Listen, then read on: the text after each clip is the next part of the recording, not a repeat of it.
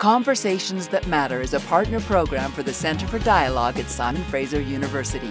The production of this program is made possible thanks to the support of the following and viewers like you. Does my child have ADHD? If your child is clinically diagnosed, then what? Do you put them on a drug regime? Or do you do as our guest, nutritionist and mom Karen Ryan did? Do you change their diet and avoid medication? Karen Ryan, welcome. Thank you. ADHD, it's a problem. It's a big problem. It is. And it's one that you've experienced up close and personal. Yes. Tell me about your journey with ADHD. Okay.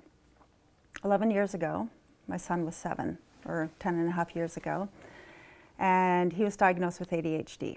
We knew he had it. We knew since the age of 3. Everybody kept bugging us to have him tested for it. We kept saying, no, we're not going to do anything about it until it actually affects his education and his ability to learn. And sure enough, in grade 2, his teacher sat down with me diplomatically and said, look, we need to address this. You know there's an issue. Why don't we talk openly about it? Let's have him tested, because if we have him tested, then there are things we can incorporate into the classroom so we have success going forward. So I said, okay, sure. Went through the Children's Mental Health ADHD clinic, had him tested. Sure enough, he's off the charts. And they said... Well, what are the telling signs that make you say, okay, my child has ADHD? Could never sit still, ever. We were getting kicked out of restaurants. We were getting kicked out of stores. Like actually asked to leave? Yeah. Impulsivity. You know, he would like pick up the pen and then whip it across the room, just blurt things out without even thinking. Just really not able to sit still, very much in your face, really wanted to be liked by other people. Just couldn't focus on any kind of task at hand at all, unless it was something like a Game Boy, you know, then the hyperfocus would come in. So there was hyperfocus, which a lot of the time can be very good for an ADHDer, but sometimes it's a negative thing because they're hyperfocused on kind of the wrong things. Okay, so you suspect this, but you go and get the diagnosis. How does being told that what you suspected is real? How does that affect you? It was so the first time I heard it, it was a really tough pill to swallow. And the reason I say that is because at the time, I didn't know a lot about it. My husband didn't know a lot about it. It wasn't talked as openly as it was back then. It wasn't as prevalent, say 10 years ago, as it is today. But the thing that bugged me the most was they said, there's only one thing you can do. You need to medicate him. You have to medicate him. You were given one option. One option. And I said, is medication the only option? And they said, it's the best option. And I said, okay, well, how safe is it? It's safer than aspirin. That was the comeback. That was the comeback. It's safer than aspirin. Okay. Yeah, And okay, so put him on the first medication, which is a stimulant. So it's very fast acting. It kicks in within 20 minutes. And while, yes, it did help with focus, and he wasn't as hyperactive or impulsive, he wasn't able to sleep, he wasn't able to eat, and he said he felt twitchy on the inside. So in my eyes, no, that was not a good fit. It was not a good fit. Teachers thought it was a good fit, but I'm sorry, my child's health came first, and I did not feel that it was a good fit. So they thought it was a good fit because now they didn't have to deal with him having erratic behavioral outbursts. Exactly. Okay. So I talked to his doctor at Children's Hospital, and she said, okay, let's try a different one. Well, he basically just sat like a zombie the entire time in class. And even the teacher agreed, definitely not a good fit. Because he became almost semi-comatose. Totally, yeah. Totally. And we only tried it for 2 days, and that was enough, right? And so the last medication they tried, they said, well, we know that your son has a lot of anxiety issues because with ADHD comes a lot of comorbid conditions such as anxiety, depression, that sort of thing. So he had a very anxious nature about him. He did and still does struggle severely with anxiety. So they said, let's try a non-stimulant. I said, okay, we'll give it a shot. So the first two were stimulants, and this is a non-stimulant. This is a non-stimulant. So with a non-stimulant, it takes 4 to 6 weeks to kick in. So you're taking it all that time before you start to see any kind of effect? Mm-hmm. Well, that's a long time to take a medication and not know what the outcome is going to be. I know. And I feel like an idiot for giving it to him. And I tell you, I kick myself every day. Why? What happened? Well, at the 5-week mark, I woke up in the middle of the night because the house was unusually cold. And I'm really sensitive to hot and cold, and couldn't figure out why the house was really cold. And I kind of figured that our cat had pushed the front door open. He had done that in the past. So I checked. Front door was closed, back door was closed. Checked the kids' rooms that were just upstairs, and they always slept with their doors open. And there was my son sitting on the bedroom ledge window. On the window ledge? On the window ledge. And like feet hanging out? One out, one in. And I said, he was 7 years old. And how high up is this? 2nd floor. Oh! Yeah, 2nd floor. And I said, buddy, what's going on? Because I knew if I sort of said, oh my God, what's going on? He could have fallen, right? He could have panicked or exactly. been startled.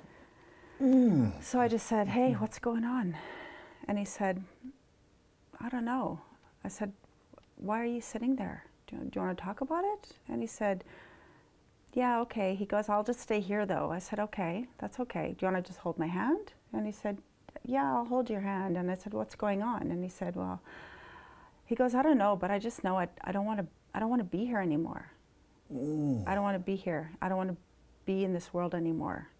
So you don't want to panic, but you don't want to overreact in that moment. Exactly, because I need him to know that I'm his rock. Oh my And gosh. it doesn't matter what you tell me, yeah. I'm not going to overreact. I need to be your rock. Yeah. Right? So I basically got him off the window ledge, got him into bed, slept with him the whole night in the bed, of course. The next morning, my husband nailed the window shut. And I contacted his doctor, and I said, I explained to her what happened. And she said, oh, wow, that really was not a good fit. Why don't we take him off that and we'll start him on something else right away. Okay, so if it takes 5 weeks to start to feel the effect, how long does it take for that effect to taper off? 5 weeks. So. You're living on a razor's edge. Yeah. Through that whole time. Mm-hmm. And holy smokes. Yeah, I was working at one of the local hospitals as a nutrition manager. And I said, you know what? I said, as much as I love my work here, I have to resign. I said, I have some really big fish to fry at home, and that's more important than anything in the world.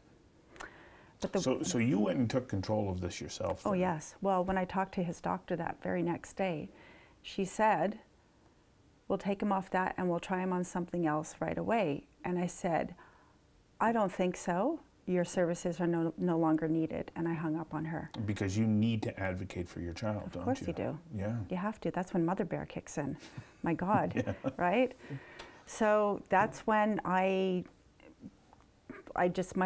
entire life changed. It completely changed.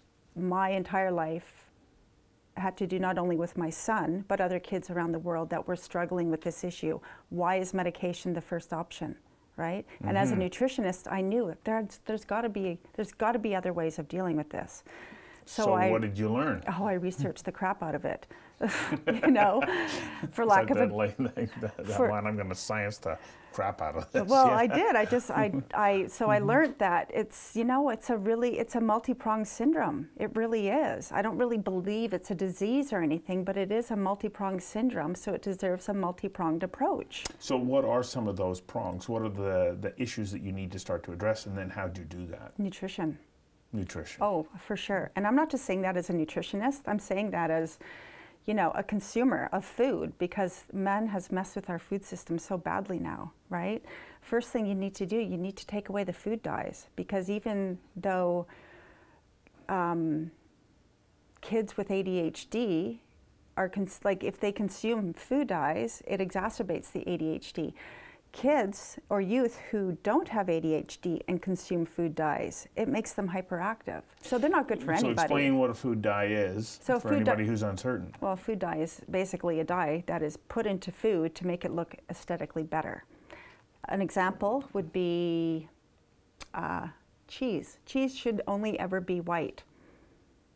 Orange cheese is not, that has food dye. You know, things like Kraft Dinner, candy, Kool-Aid, lots of, so many of the cereals, like it's everywhere. You're talking processed foods. Of course. But doesn't that not happen with some fruits and vegetables as well?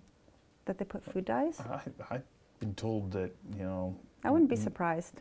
Like into the skins and whatnot to make it look just a little bit better. Yeah, I don't have that on authority, but yeah. I think I've heard that somewhere. See, I don't think I've heard that before. So holy smokes, I try and stay away from those processed foods that you're talking about. But food dye, there's a chemical reaction to it in the body. For sure, yeah, for sure. Another thing though, but talking about the fruits and vegetables, we'll just group them together, is, you know, pesticides and toxins, you know, the things that they're spraying on it. They have, scientific studies have shown that there's a huge correlation between that and ADHD.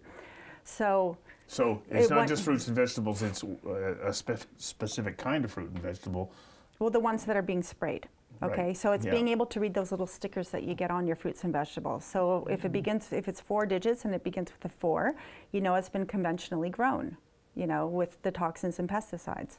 If it begins with a 4? If it begins with the number 4. And also the number 3, because they've run out of, So if it begins with the number 3 or 4, and it's 4 digits, it has been conventionally grown using pesticides and toxins.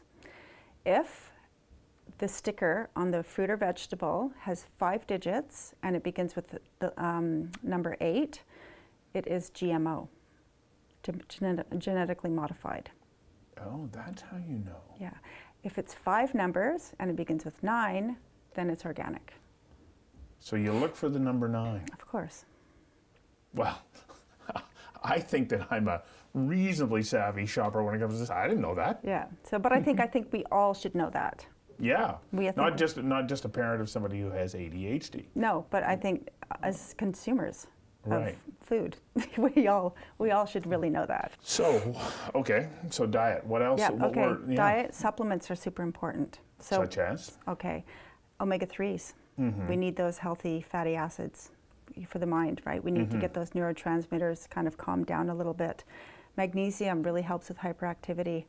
Zinc, same thing. Iron levels are also really important, and also amino acid therapy is really coming into play here now too. We need to get some of the tryptophan going, and we need some of the L-tyrosine going, because when you take those two together, then it helps sort of balance out the neurotransmitters in the brain as well, and that's becoming hugely popular. What about vitamin C?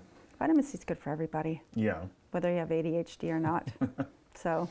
Of course, you know that there are going to be people who listen to this and go, there's no evidence that supports the taking of supplements. You just pee it out. But you know, I hear conflicting theories on that, and I tend to lean towards I'm going to take the supplements, thank you, sure. especially omega-3s. Yes, definitely. Yeah. Yeah. Okay, next. Sleep is really important. Sleep is super important. If they're not sleeping properly, even if you don't get enough sleep, you're cranky the next day. You know, so the sleep is super duper important. Magnesium really helps with that. So if they take it at night, or if they combine it with calcium, then they both work extremely well together. You can get a much better night's sleep. So one of the things that I understand about sleep and the effect on the brain is that when you sleep,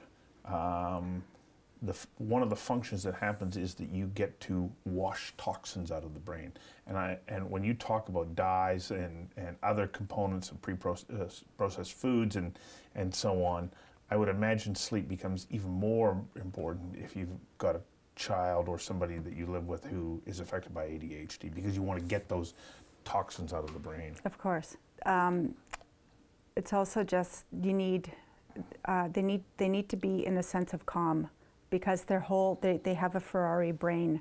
They do. They're in a Volkswagen body with a Ferrari brain. That's how Dr. Ed Hallowell mentions it or talks about it. they need some sort of calm in their life because they can't be go, go, go, go, go all the time, right? So it's just a way to just calm everything down. Another really important factor as well is exercise.